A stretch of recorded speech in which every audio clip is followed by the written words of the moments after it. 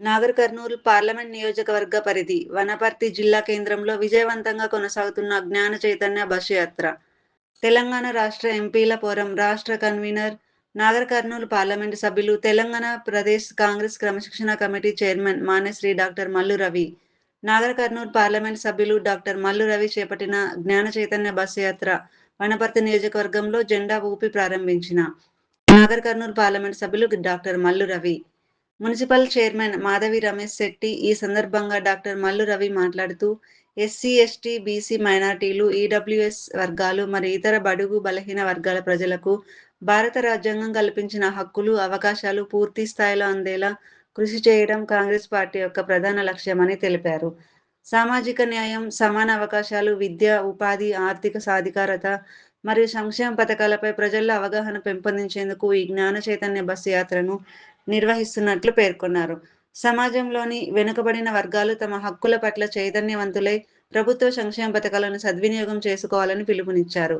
రాజ్యాంగ విలువల పరిరక్షణ, సామాజిక సమానత్వం సాధన, అణగారిన వర్గాల అభ్యున్నతి కోసం కాంగ్రెస్ పార్టీ నిరంతరం కృషి చేస్తోందని, ప్రజల హక్కుల సాధనలో ఎల్లప్పుడూ అండగా నిలుస్తుందని స్పష్టం చేశారు. ఈ జ్ఞాన చైతన్య బస్సు యాత్ర ద్వారా గ్రామీణ మరియు పట్టణ ప్రాంతాల్లోని ప్రజలకు రాజ్యాంగ హక్కులు, విద్యా అవకాశాలు, ఉపాధి పథకాలు, సామాజిక సంక్షేమ కార్యక్రమాలపై విస్తృత అవగాహన కల్పించడం జరుగుతోందని తెలిపారు. ఈ కార్యక్రమంలో డీసీసీబీ చైర్మన్ విష్ణువర్ధన్ రెడ్డి, వనపర్తి జిల్లా కాంగ్రెస్ పార్టీ నాయకులు, కార్యకర్తలు, ప్రజాప్రతినిధులు, యువజన నాయకులు, మహిళా ప్రతినిధులు మరియు పెద్ద సంఖ్యలో ప్రజలు పాల్గొని యాత్రకు తమ మద్దతు తెలిపారు. జ్ఞాన చైతన్య యాత్ర నాగర్ కర్నూలు పార్లమెంట్ లో తెలంగాణ రాష్ట్రం ఏర్పడ్డటువంటి జూన్ 2వ తారీఖు నుంచి ఇది జూలై 2వ తారీఖు వరకు నాగర్ కర్నూలు పార్లమెంట్ లో అన్ని మండలాలు, పెద్ద పెద్ద గ్రామాలు తిరిగి ప్రజలను చైతన్యవంతులు చేయాలనే కార్యక్రమంలో పార్టీలకు అతీతంగా ఈ కార్యక్రమాన్ని ఏర్పాటు చేయడం జరిగింది. ఈ మహనీయుల్లో ముఖ్యంగా రాజ్యాంగాన్ని రాసినటువంటి బిఆర్ అంబేద్కర్ గారు, మరి భారతదేశంలో 30 సంవత్సరాలు కేంద్రంలో మంత్రిగా, కేంద్రంలో ఉప ప్రధానమంత్రిగా పనిచేసినటువంటి జగ్జీవన్ గురించి, అదే రకంగా సంత్ సేవాలాల్ గారు లంబాడి వారి జీవితంలో వెలుగులు తీసుకొచ్చినటువంటి గొప్ప నాయకుడు సంత్ సేవాలాల్ గారు. వారి తర్వాత మన మహాత్మా జ్యోతిరావు పూలే గారు.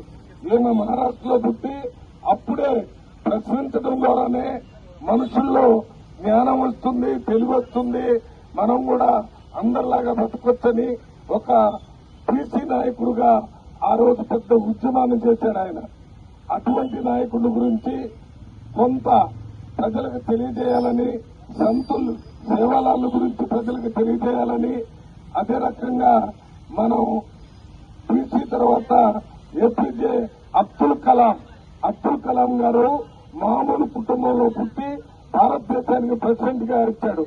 ఆయన ప్రెసిడెంట్ గా చేసి ప్రజలందరికీ ఆదర్శంగా ఉన్నటువంటి నాయకుడు అబ్దుల్ కలాం గారు. ఆయన గురించి కూడా ప్రజలకు తెలియజేయాలని, దాని తర్వాత ఆడవాళ్లు చదువుకోవాలని ఆలోచన చేసి మొట్టమొదటిసారి ఆడవాళ్ల కోసం స్కూలు పెట్టినటువంటి నాయకురాలు సావిత్రిబాయి పూలే. ఆమె గురించి కూడా కొన్ని పుస్తకాలు తయారు చేసి అందరికి ఇవ్వటం జరుగుతుంది. ఆర్థికంగా వెనకబడ్డ వాళ్ళకు కూడా మరి దీంట్లో న్యాయం జరగాలి కాబట్టి ఆనాడు నవాబు మీద తెలంగాణలో ఉద్యమం చేసి స్వతంత్రం కోసం పోరాటం చేసిన నాయకుడు మన సురవరం ప్రతాప్ రెడ్డి గారు. మన పార్లమెంటే అలంపూర్కు సంబంధించిన నాయకుడు ఆయన. ఆ రోజుల్లో గోల్కొండ అనే పేపర్ పెట్టి మరి మన తెలంగాణకి స్వతంత్రం రావాలని పోరాటం చేసినటువంటి నాయకుడు. వారిని గురించి కూడా ప్రజలకు తెలియజేయాలని వీరి అందరి మీద ఒక పుస్తకం, ఒక పాంప్లెట్ తయారు చేసి పాటలు పాడుతూ, ఆటలు ఆడుతూ మరి ప్రజలకి వీరి గొప్పతనాన్ని తెలియజేయటం వల్ల మనం ముఖ్యంగా బడుగు బలహీన వర్గాలు, SC, ST, BC, minority, economical weaker section సంబంధించిన ప్రజల యొక్క బాగోగుల కోసం ఈ కార్యక్రమాన్ని చేయడం జరుగుతుంది. ఇది జూన్ 2వ తారీఖున మొదలైంది, జూలై 2వ తారీఖున ముగింపు జరుగుతుంది. ఒక నెల రోజులు మొత్తం పార్లమెంట్ లో ప్రజలందరికీ తిరిగి నిద్రపోతున్నటువంటి ప్రజల్ని మేల్కొల్పటం కోసమే ఈ కార్యక్రమం. నిద్రపోతున్నటువంటి ప్రజలకి బయట ఏం జరుగుతుందో తెలియదు. మేల్కొని వారి పనులు వాళ్ళు చేసుకొని అభివృద్ధి చెందుతున్న వాళ్ళని చూసి మేము ఎందుకు అభివృద్ధి చెందలేదు అంటే, మీరు నిద్రపోతున్నారు కాబట్టి అభివృద్ధి చెందలేదు. నిద్రపోయినంత కాలం మనం ఏమీ చేయం, మనం అభివృద్ధి చెందాం.